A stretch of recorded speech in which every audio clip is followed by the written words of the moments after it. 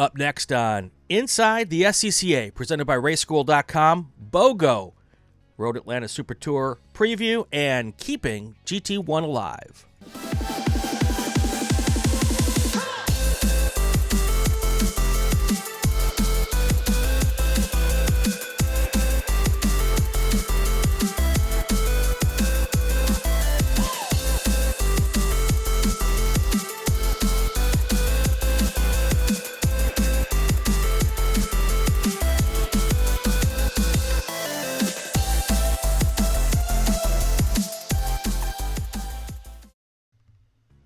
Welcome back to Inside the SCCA, presented by RaceSchool.com.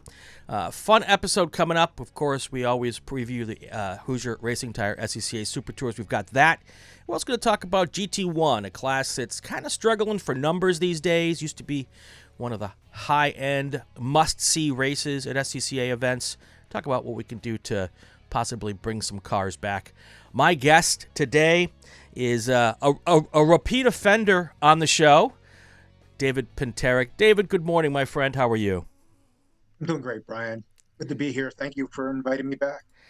So we normally ask the question, which we're not going to because you've been on, I think, 3 times now. So everybody knows your backstory, and you've been a big supporter of the show, and we really appreciate that.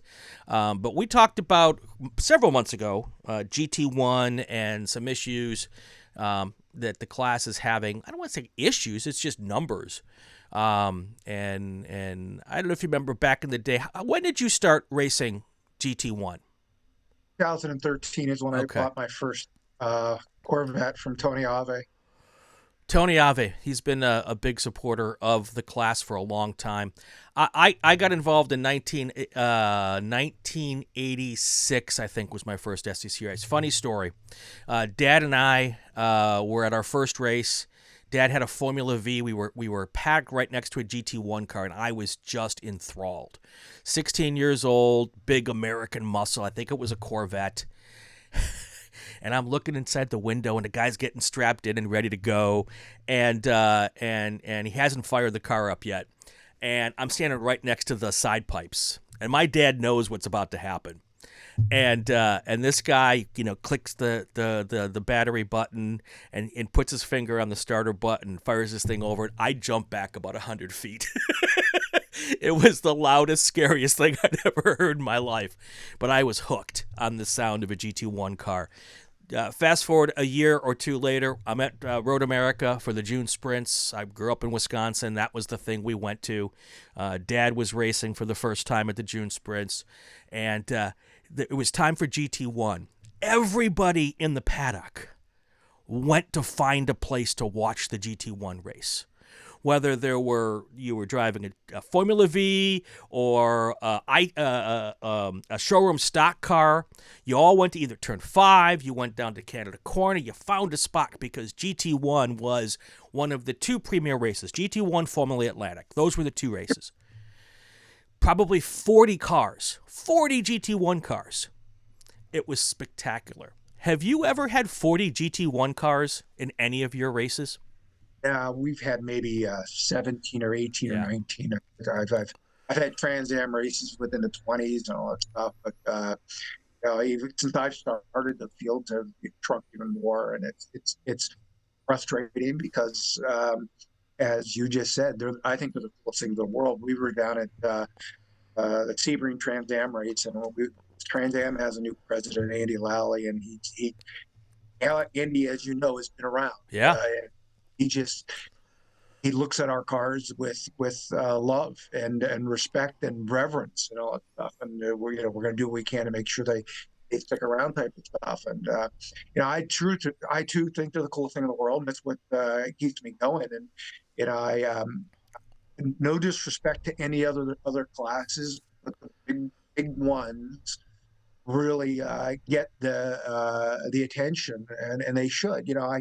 I also run the SMX car, and it's a great car. It's a great learning tool, but it's not nearly as exciting as a GT-1 car or a Trans Am car. I've done the SRFs, and they're what a great business model. But you want to move up and all that stuff. And, the faster and the louder they are, the more exciting.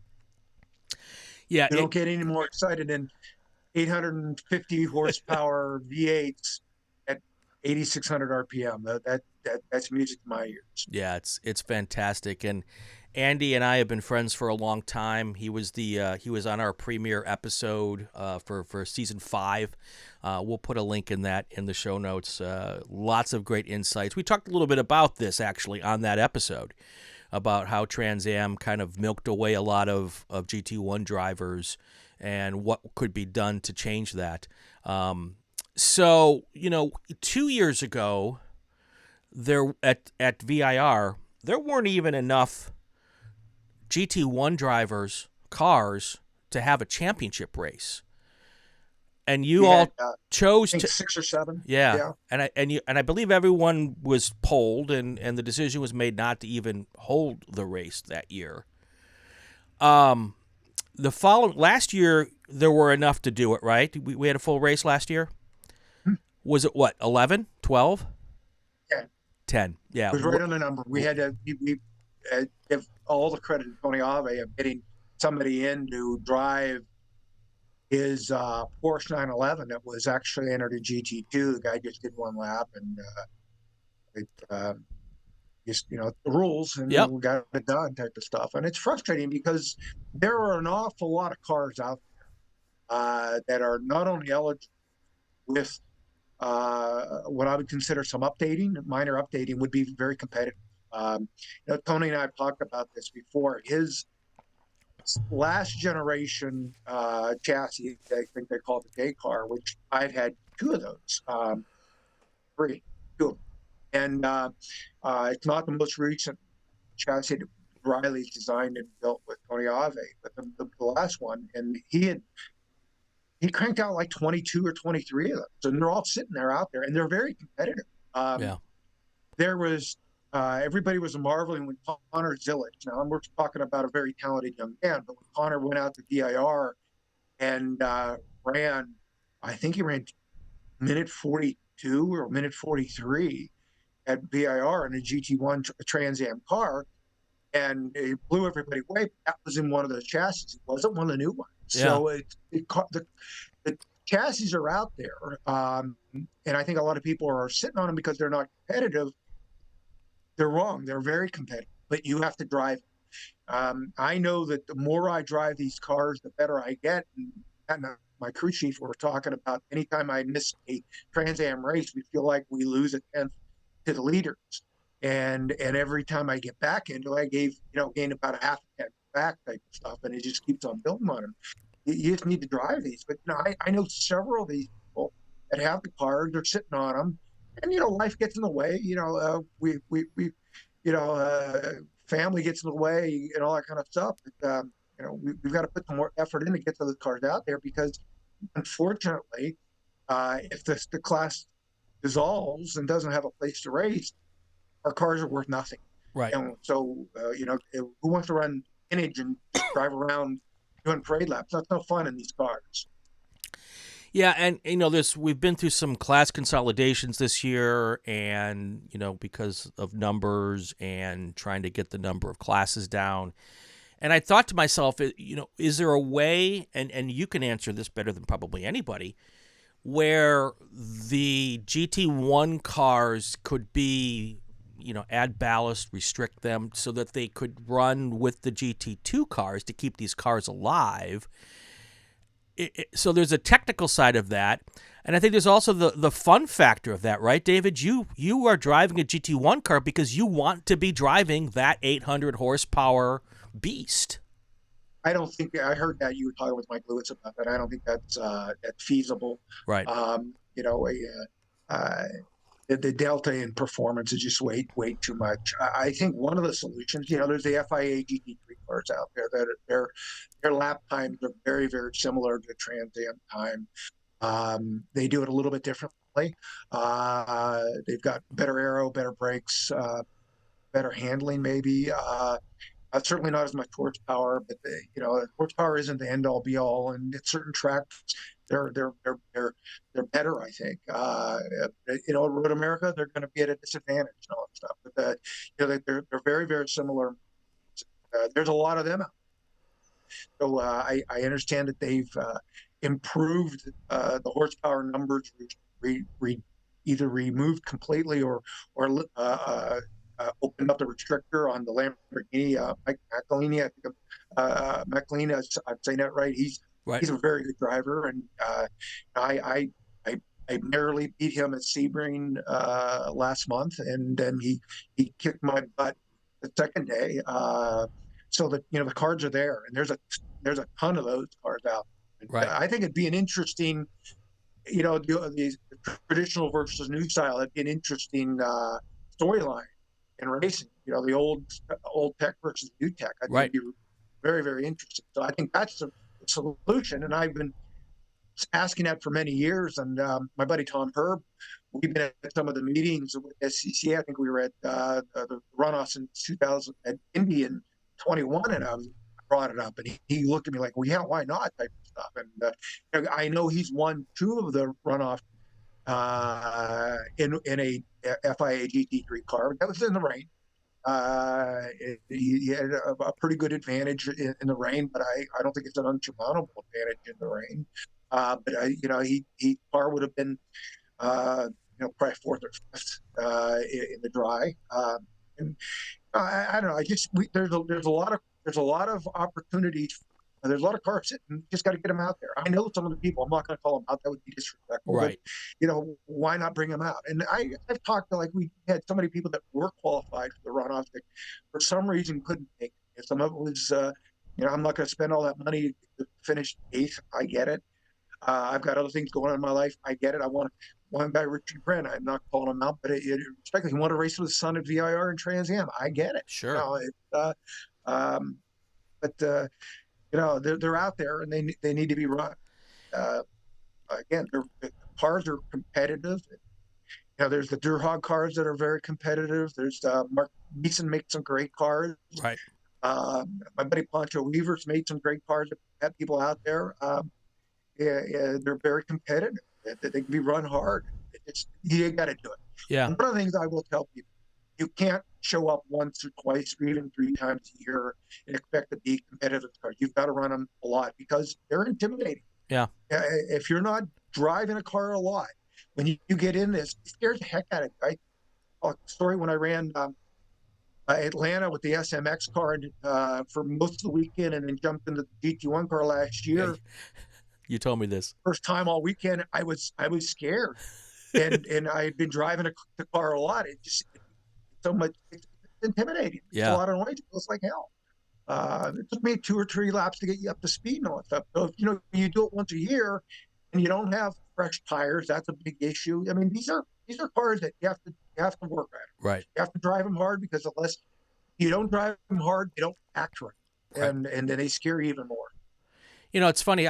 Someone said to me, well, I think GT1 cars are too expensive.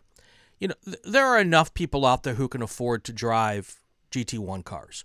If people want to race and can't afford GT1 cars, there's other classes that they can go and race in. And so, I don't think that, I think there's enough of a business out there for people to be able to do whatever they can afford to do.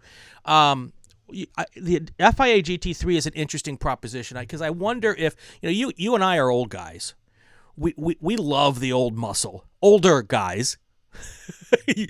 I see your smile, but we maybe appreciate the American muscle thing maybe more than the younger folks out there, which makes that FIA GT3 an interesting proposition, because for someone who doesn't want to drive the old tech, like you said, you've got that option. And maybe that is the best solution to try to keep this thing going. When we need to find a way of inviting them and let them know that this is an option, an alternative to whatever else is out there. It's interesting. I was talking to a pro driver one time, and I won't mention his name, but we were in New Orleans. So you were talking about going to New Orleans Super Tour. We were at New Orleans, and we were talking, and I asked, why aren't people more interested? It's because quite honestly, to run a Trans Am car, which is a GT-1 car, is still way less expensive than a GT3. Right. The acquisition costs, especially used one, are kind of similar, still less expensive for our cars than GT3. But he said that they're too redneck. They're too crude for some people. Yeah. They like the technology. They like gizmos type stuff, and I don't. One of the things me and Andy Lally were discussing this past weekend was the fact that there's no traction control. There's no nothing. There's no ABS. Right. It's all drive, and we want to keep it that way. Yeah. Maybe some people are afraid of that. I don't know.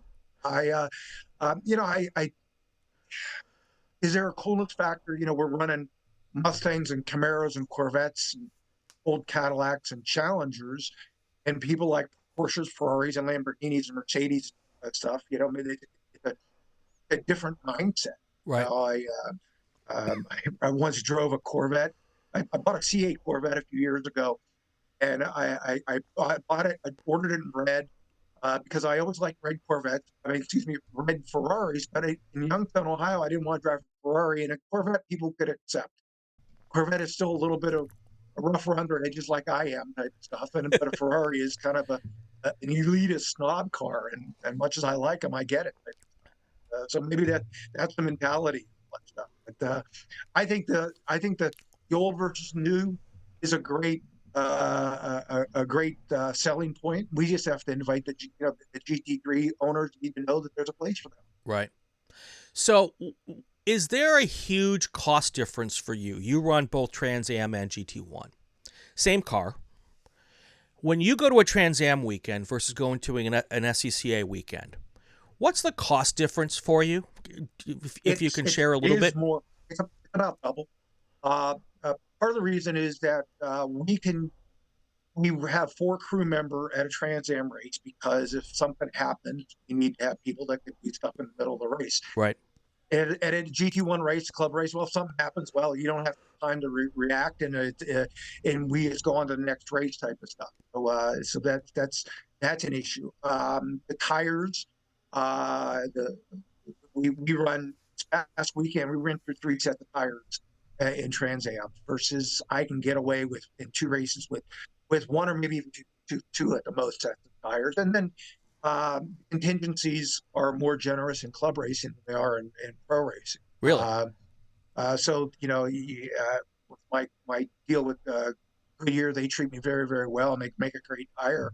And if I win or second, I've got some contingency coming, and it helps alleviate a lot of the costs. So yeah, it's more expensive. There's an entry fee for Trans Am. I pay the bill, but I don't look at all the line items, like $3,500 versus $800 in club race. And a lot of people balk at that. They say, it's very expensive, but understand that the SCCA is doing all with volunteer staff versus paid staff of Trans Am. Got to pay for them somehow. Right. So it's more expensive, and the travel seems to be a little bit more, because we've been granted with Sebring, it's Frontier is the same airfare, come and go and all that stuff. But people ask me when I race Trans Am, where do you race? I go all over the country, and they look at me and like, well, for example, first weekend of May, we're going to be in California, right, in Laguna Seca, and the last week of May, we're going to be in Connecticut. It's all over America, and we're going to be in Canada at Motorsports. I can't call it Canadian Tire Motorsports. No. We've been in Sebring, and we're going to go to Dakota. That's a lot of travel. It's it brings up, I owe Mike Lewis go out to California one of these times and race him. I promised him that. I just got to do it. So somehow we got to figure that out. Right.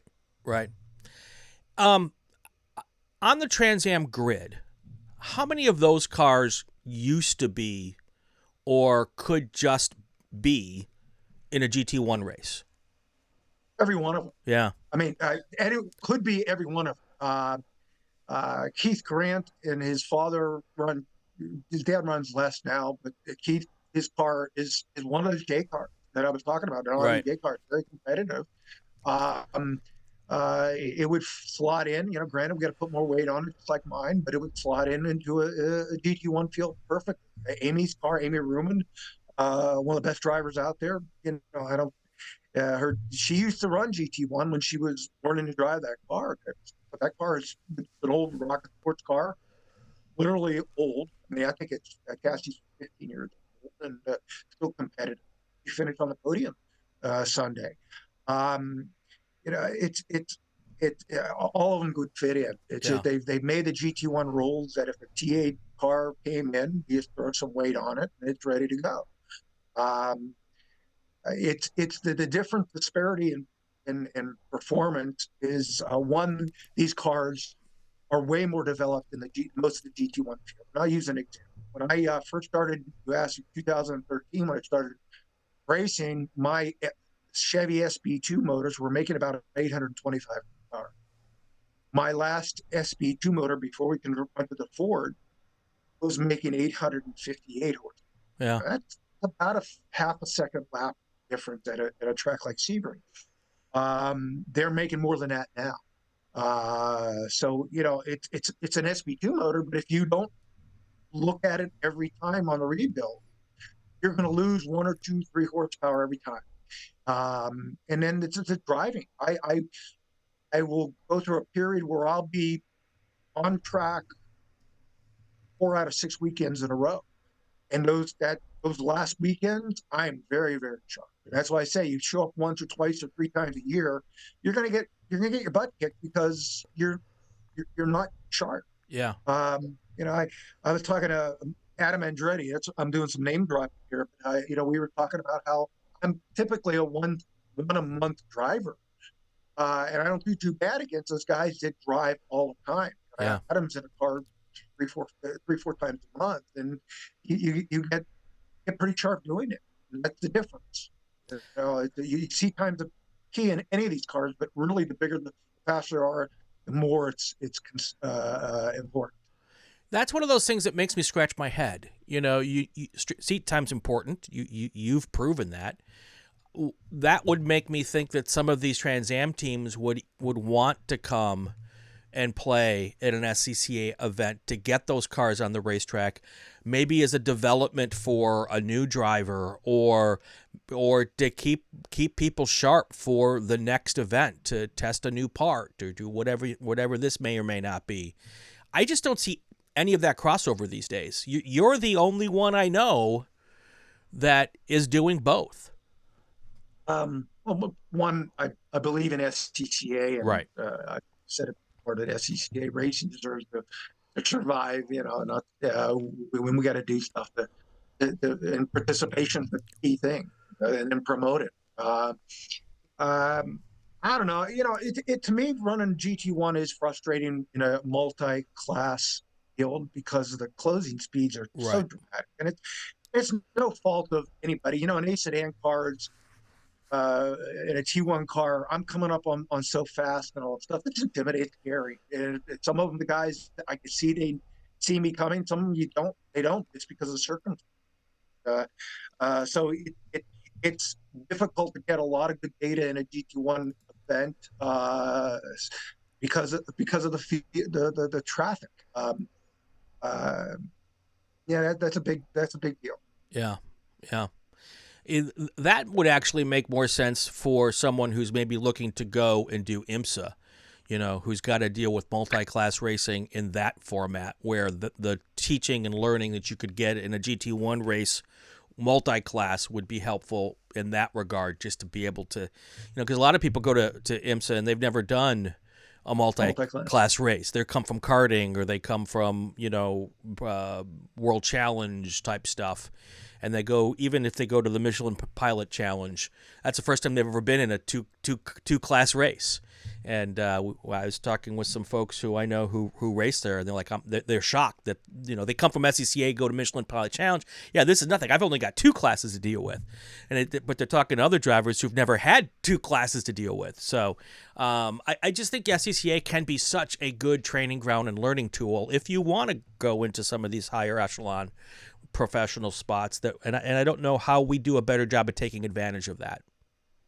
Well, that's I have some thoughts, and I don't know if they're great thoughts on it for another conversation, maybe online, if they get thought out. But I don't think a lot of people like the multiple class racing when there's a disparity. That's we're talking about 50-mile-an-hour difference. Yeah. Right?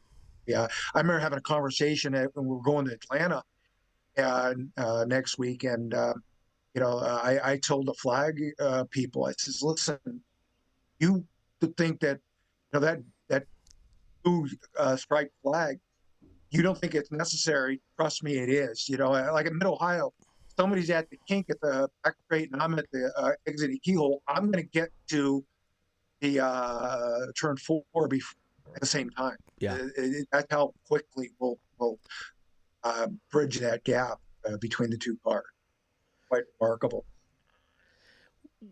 What when you talk with the Trans Am drivers, does the conversation ever come up about GT1 and SCCA?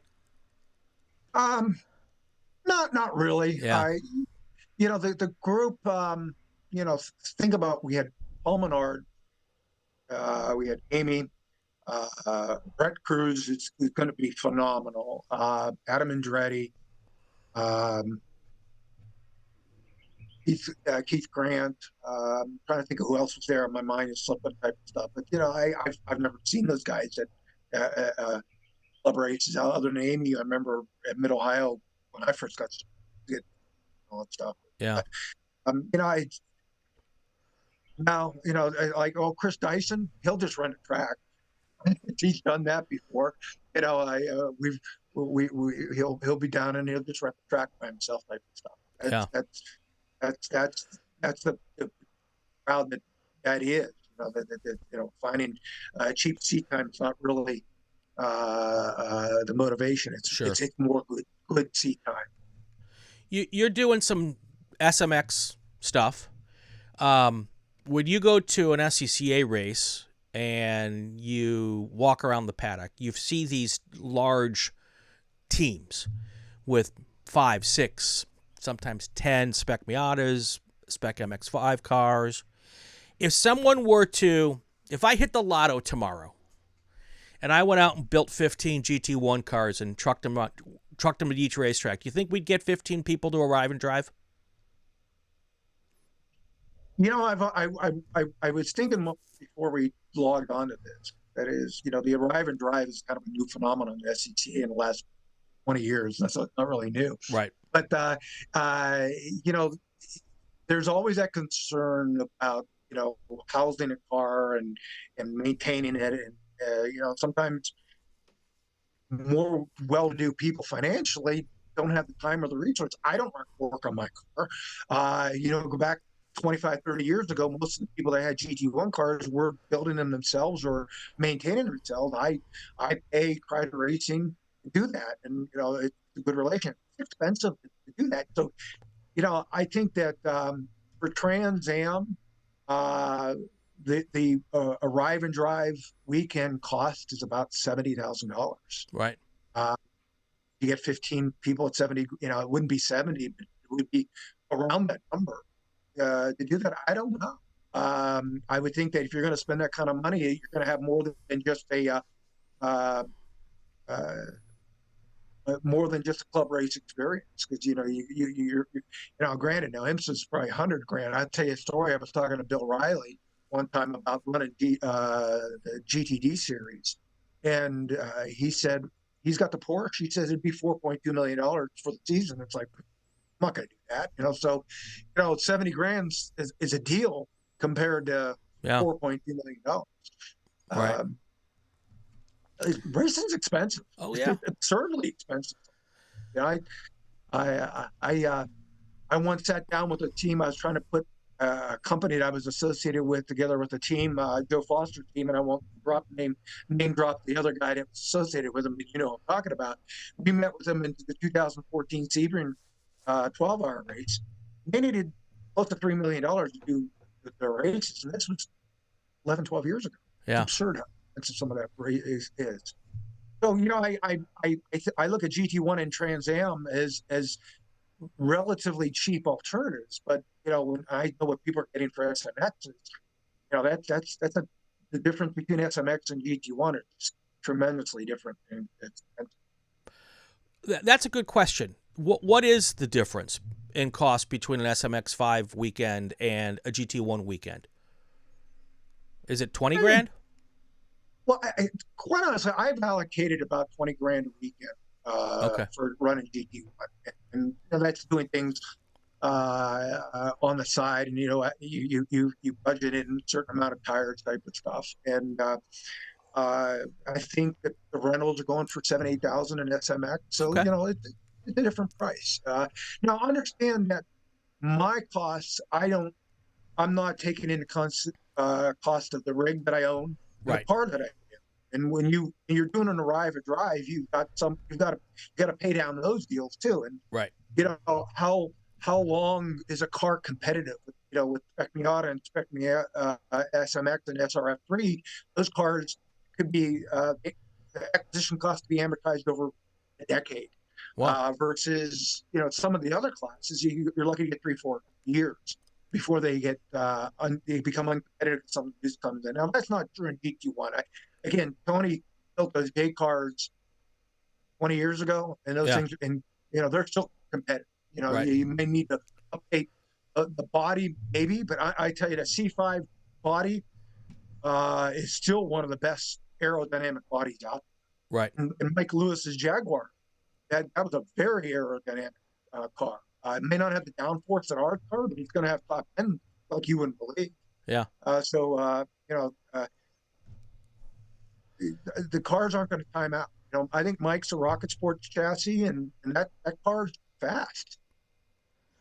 I was always, everyone always laughs at me or kind of crooks their head at me when I tell them that at the runoffs, I would venture to guess that a quarter of the runoffs field in Spec Racer Ford, those chassis were built in the 1980s. You know, obviously they've all been updated and they're not the same car as they were in 1980. But, you know, anything that was built, you know, any chassis number lower than, I think, 350 was built prior to 1990. And it's hard to beat that kind of value. It's a great business model, a phenomenal business model. And yeah. I marvel at it because I've got the business mind, you know, the DNA in my. I look at everything like how can you make money at something like this, and I think it's great. But you know, one of the reasons why I went to GT1 was a stable rule set. There's a number of ways of fielding a GT1 car, but there's a formula that works. And whoever came up with the idea of taking these old NASCAR motors, the old 310s, and throwing them in these things, and putting a transmission that lasts behind them, it was a genius decision because, you know, other than the rebuilds, the motors, you're not getting uncompetitive because a new car comes in every 3 years. Right. And I experienced that in some of the other classes. I got my first SCCA racer with the T1, and that was all Corvettes, C5 Corvettes, and then the Vipers came, and you know, there was a few Porsches also, and there was a vicious battle between the Vipers and the Corvettes, and I ended up buying a Viper. And you know, me and Scotty White, who were very good friends right now, we weren't friends when we first got started, and now we're very good friends. And you know, Cindy Lux's sweetheart, yeah, you know, she was part of that on the other side when I was a Corvette guy. But you know, that was the problem: is that the new car comes in and there's a controversy, and how do you do the balance of power? GT1, it's now, you know, you can put an SP2 motor in it and run it, or you can put a new motor in it and run it. Was the R07 Chevy, you know, stuff. Right. It doesn't matter what car. So that I like GT1 because there's a stable rule set. Yeah. And that's, you know, 12 years ago, I have the car that I bought 12 years ago. If I still owned it, with the updates, would be competitive, very competitive right now. I'd be very much in the same position I am today. Yeah. I don't think we've solved anything. But you gotta control people to come out and run. Yeah. Yeah. And I think, and sadly, that's kind of on the drivers, right? It's no one cares about the class as much as the people in the class. Well, Brian, you were talking about earlier about how much the shows that for the races, how frequently do they get shared by anybody? And I'm as guilty as anybody. I don't share them because but we should. There's people out there. We get those YouTube videos, and we need to get on our social media, whatever platform you use, and share those things because that's how we grow our tribe. You know, I'm going to take, before we're going to take a break in a second and shift gears and talk about Road Atlanta. But you've just opened the door for me to stand on my soapbox for a moment. And you know, we always complain about, or we hear complaints, and I've been part of the ringleader of some of those complaints, that, you know, National doesn't do enough of promotion, or National doesn't do this. National's just a group of people. We have 60,000 members. I would venture to guess that at least half of them are on social media. That's not probably a bad guess. And I would guess that even a quarter of them are really active on social media. That's 15, 20,000 social media accounts. If all of us would take the time to do exactly what you just said, queue up the YouTube video to our race, and punch that out to our Insta and our Facebook and our Twitter, X, whatever, that is free advertising for what we do, and most people, I venture to guess, are not doing that. It takes a little bit of time. You know, if you took an hour after your race, you could hit all of them without even thinking about it. And we're our best prophets, you know, standing up and giving our SCCA sermon. There's nobody better than the participants at doing that. And I think we're shooting ourselves in the foot as club members if we aren't taking advantage of that. And even on our own weekends, doing our own little videos, and if we're old, get your kid to help you with it. That's one way to get your kids involved. They know how to do all this stuff.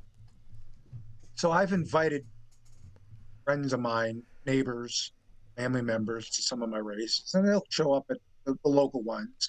Although some people show up at the races in Florida and India and all that stuff because they're local there, but they're blown away by the experience. And we are so used to what we do whether it be a club race or Trans Am race. It's what we do, and we don't think anything of it. But when somebody comes to it first time, it's sensory overload. They're not used to that, and a few of them start coming back. I invited one kid. He's a few years younger than me, but he attended the runoffs one time, and he's been coming back and forth. He loves it type of stuff. And we have to be better ambassadors of sport, and it is a club. As you said, it's a club. We as club members have a responsibility to ourselves to promote it. We can't rely on National all the time. Yeah. Eric and Deanna and Mike and all that stuff, they got other things to do. They got to keep us in line type of stuff. We could free advertise it. I say I'm as guilty as anybody, although most people that know me on Facebook know me. I've got some racing background. So I put my videos when I feel like it and all that stuff. But that's how we promote it. Yeah. Yeah. All right, I'm off my soapbox on this anyway, for the moment. All right, let me do this, David. I'm going to take a short break here. Don't go away. I'm going to thank all the people that helped me do this, and then we'll come back and we'll talk about the Super Tour coming up at Road Atlanta. So stay with me here. I am going to thank a whole bunch of folks here.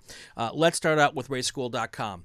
They are our presenting sponsor. They're based out here in Southern California.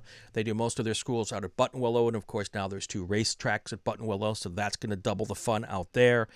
They do a little bit at Willow Springs as well. Great school. You can get your full comp SCCA license if you pass. You don't just get to show up and they hand it out to you. You've actually got to pass the school.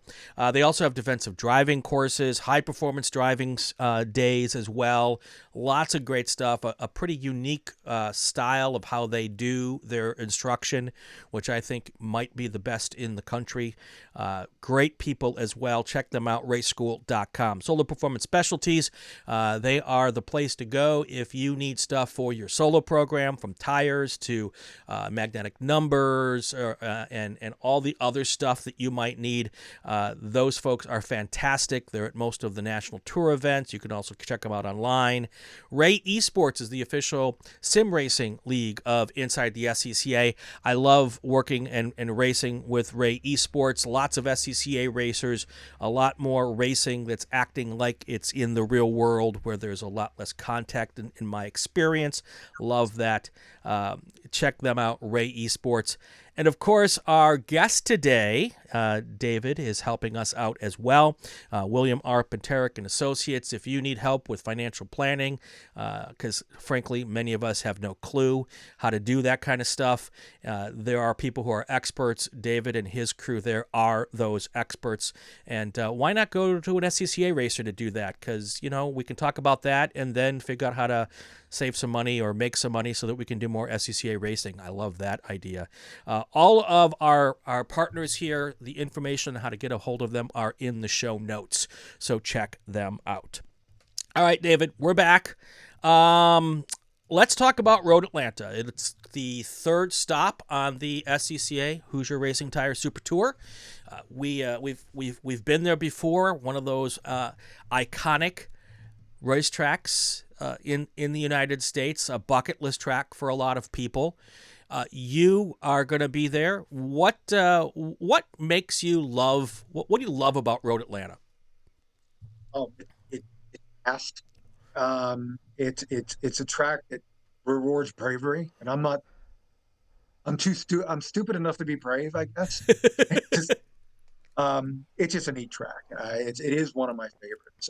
People always outside the sport always ask, what are your favorites and all that stuff. And Road Atlanta's right up there. I love Watkins Glen and Mid Ohio, and there's a lot of great tracks that we go to. But Atlanta's really cool. It's got so much history, and that last turn is just you got to hold on and pray and all that stuff, and it definitely gets your attention. That cement wall at the outside of 12. I've done it in an IT car, never in a GT-1 car. So it looks scary at 110 coming down the hill. When you get to that spot where you're not still, it's not a finished corner, what are you doing in a GT-1 car? What kind of speed at that point? 130-ish, 135. Okay. All right. You kind of have to have some faith to get through there fast, right? It's very similar to the kink at Road America. Yeah. Which I'm doing 136 for the kink. Slow speed through the kink is 136. I remember having a conversation with a buddy of mine that run SRF3, Dustin Hilly, very, very talented driver. And we were talking about the top speeds of the SR3s, like 128, 129. I go, I'm 136 for the It's a different world. But at Atlanta, some of us do it flat. I don't. I don't want to ball a car up. I'm not worried about getting hurt. I could replace the car. I just don't want to put the effort in. I want the crew doing more work by having fixed it or something like that. But and there's maybe a 10 or 2 by going flat. I'm not willing to find out. But I'm proud to say, and at least in Trans Am trim, I'm one of 5 or 6, maybe 7 people who have done under a minute 20 in our cars, and that's moving along. Yeah, it's moving along. 12 is scary. 10's a challenge. In my opinion, when you go through the S's right, There's no better feeling in any racetrack anywhere in the country to hit those, and I hate the word flow state, but you get into a zone almost where you do those, and it just feels really fantastic. Yeah, yeah. You don't get a lot of time in our cars to feel fantastic, but you then got to go over that hill. And I'll tell you, when I first got this car, I was sitting lower in the seat. I had to put a padding like an inch or two to be able to see over the dash. But the first time driving in Atlanta, you don't see any road. You go over that hill and it's all blue sky.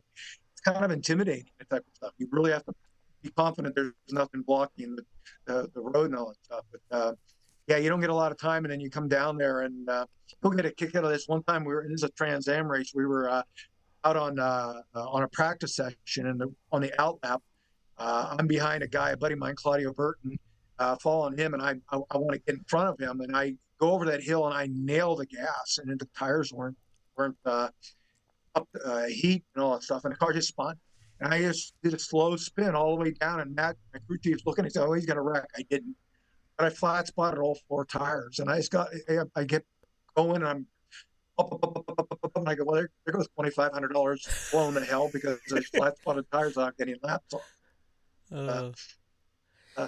Funny story you have at that track. Yeah, it's a great track. I would have loved to try it for the 10A, 10B. Yeah, and I guess that was quite the story. Yeah, I was fortunate to have raced it before they made the changes, and I know why they did it, and it actually makes it a different challenge. I don't hate it anymore because I think that's an interesting combination there, and to do that right really adds a layer to the onion. But it was a different deal when you were just hauling all the way up through 11 and then down the hill, definitely. I also think Atlanta is one of the hardest tracks. You know, weather is always an option or a possibility at Road Atlanta. And I think Road Atlanta is maybe one of the hardest tracks to redial in a car when it rains. Am I wrong with that, or is that something? We've done some Trans Am races in the rain. I don't think I've done a GT-1 race in the rain there, but it was fun. I've had, there's a few tricks out there. It can be challenging. I mean, hey, listen, Justin Marks wrecked his car in the rain on the outside of 12, and so if he's as talented as you're going to get, if he can make a mistake, anybody. Yeah. They're all, in our cars, they're all a challenge because we can never get enough heat in tires. The big footprint doesn't lend itself well to getting traction. And you got, all that horsepower. You've got to be very, very cautious with. Yeah, I would think getting the horsepower down in the wet out of turn 7 would be a pretty big challenge. Yeah, you got to at least use another gear higher just to mitigate the. Yeah. What are your hopes for Road Atlanta? Is there going to be? Have you looked? Is there going to be a decent GT1 field? Are there going to be a couple of cars? Yeah, we got 7 cars. Me and Tony are going to be there. DJ, his buddy, our buddy DJ will be there. Joe Frieda, Mike McElhane, and somebody else gets signed up. Oh yeah, Bob Manette, and somebody else from California. I can't think of his name right now, and I know who he is. I just can't think of his name. Is Michael going to be out with his? I don't think Mike's coming out. Okay. Always, it's funny. Me and Mike have raced against each other so many times. We've really never sat down and talked. And we had a barbecue. I hosted a barbecue at the runoffs last year, and it was the first time him and I spent more than 30 seconds together. What a neat guy. So I was very glad for that opportunity.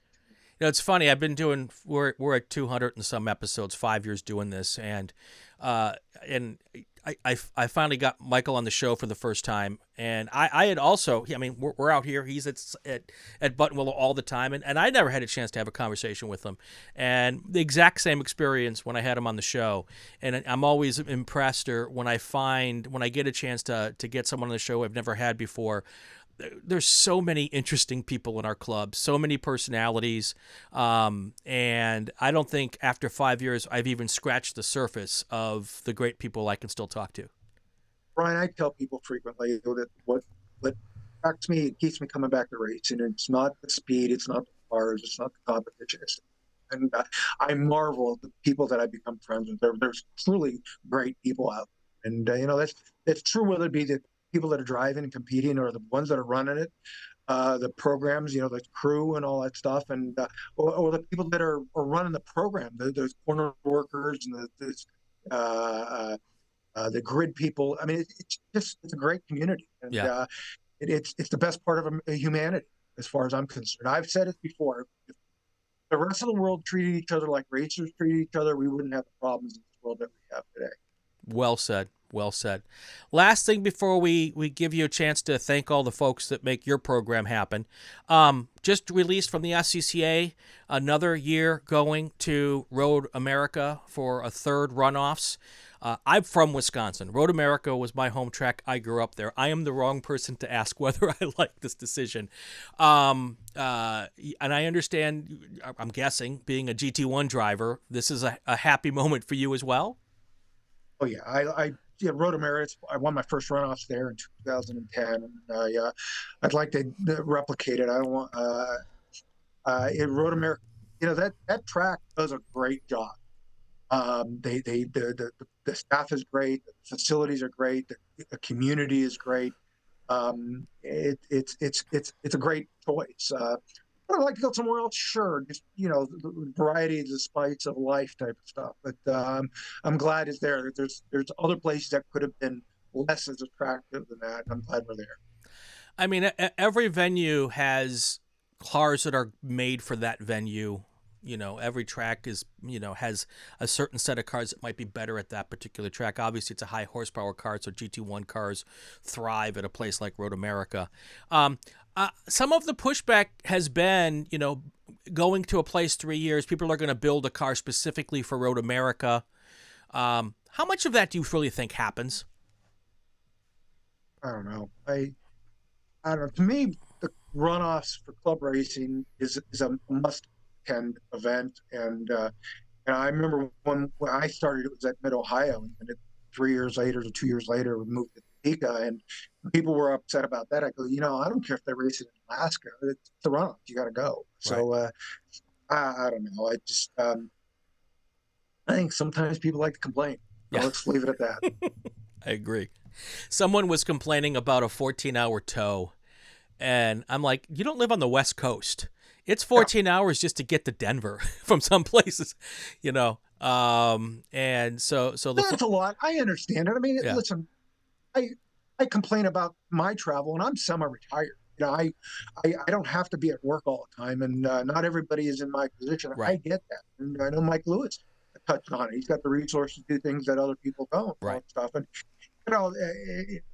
maybe that's what we need to do is build up a traveling circus of cars that a bunch of semis and have people just fly in and everything's there for them. Well, that's what we need to do, and that's what Scotty B does. He pulls, I think 8-10 cars to the runoffs from the West Coast, and people who don't normally travel with him go. I mean, Austin Bradshaw with his E-Production RX-7 came out last year. How cool is that? In Scotty's Transporter. What a fantastic young man. I don't know if you have had a chance to talk to Austin. I have. He's just he does his own program, young guy. I don't think he's even 25. He pays for most of the stuff out of his website and photography work that he does. It's just a great story. He is, we talk about the two levels of what makes SCCA awesome.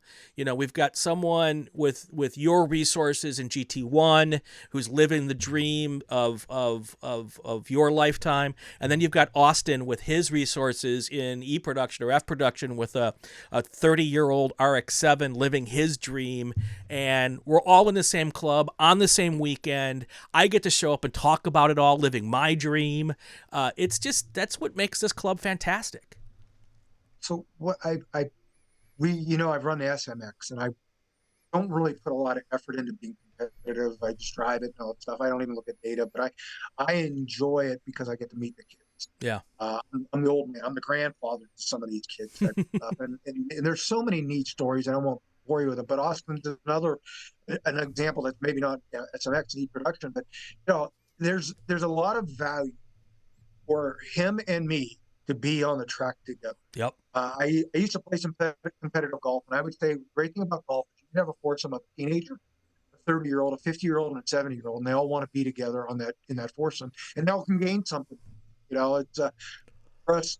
I'm going to be 63 years old, and I'm just trying to keep myself from getting old, and keeping up with these young kids is what keeps me young. And they want to be where I am. Yeah. I don't mean to be bragging and all that stuff, but people want to have my life stuff. And they can learn a few things from people like me and Scotty and Mike Lewis and Bob Manette and all that kind of stuff. It's and that's the beauty of really any activity for people. Yeah. That's one of the reasons why I love golf, because I don't go with a foursome. I show up by myself and I'll play with whoever is in my group. I've met so many fantastic people over the years and had conversations over 18 holes or 9 holes. It's the same, you all show up with the passion for a thing, and then you meet each other and realize that the stories that each person has are fantastic. So, pretty awesome as well. So, all right, David, it's time to wrap this thing up. You've got a group of people that help you do what you do, and I'm sure thanking them would be a good thing. So take it away. Yeah, well, first I got to thank again my wife. She allows me to do this, and I've said this only half joking. She's married to a 12-year-old, and racing isn't the only reason I say that. But I got Kreider Racing, Sandy and Reed Kreider, Matt Miller, my crew chief, is one of my best friends. Colton, Brent, Eric. Eric, in his first runoffs, I think he finished 7th in STEL or STU. I mean, I was thrilled to be able to see that happen. Tony Ave, Jay and Nicole at Goodyear are great friends. Glad to be partnered up with them. Riley Technology, I marvel the fact that his company from Youngstown, Ohio, is affiliated with Riley Technology and all that they've done. I just marvel at that. And, so I've been very, very, very fortunate. PME, the guys, Dennis Forum, that built my motors, I'm grateful for that friendship as well. I can go on and on and on, but you get the point. I'm lucky to be surrounded by a really great group of people.